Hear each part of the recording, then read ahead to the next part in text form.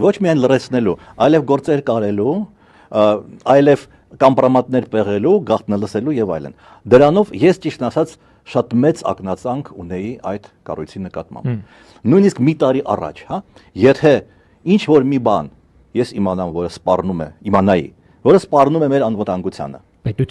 Պետությանը։ Պետությունը ինձ համար ավելի կարևոր է, քան որ իշխանությունը։ Ես կդիմեի այդ ծառայությանը, կասեի, ահա այս բանն է տեղի ունենում։ Ես կդիմեի այն ժամանակ։ Հիմա ես չեմ դիմի։ Ինչու՞։ Որովհետև նրանք ազգային անվտանգությամբ չեն զբաղվում։ Նրանք զբաղվում են կամպրոմատներով, գաղտնալսումներով, գործեր կարելով եւ ասֆալտին փռելով։ Այսինքն նրանք պահում են հիմա մաստեր կլաստան թե ինչպես պետք է արտահայտվել, որ խուլիգան չէ։ Նրանք պահում են Փաշինյանի, այստեղ ուրիշ բառ պետք չի ասել, պետք է ասել թիկունքը, հա, հասկանում եք։ Բայց ես հիշեցնեմ, որ վստահ եք, որ դա չի մտնում։ Թիկունքը,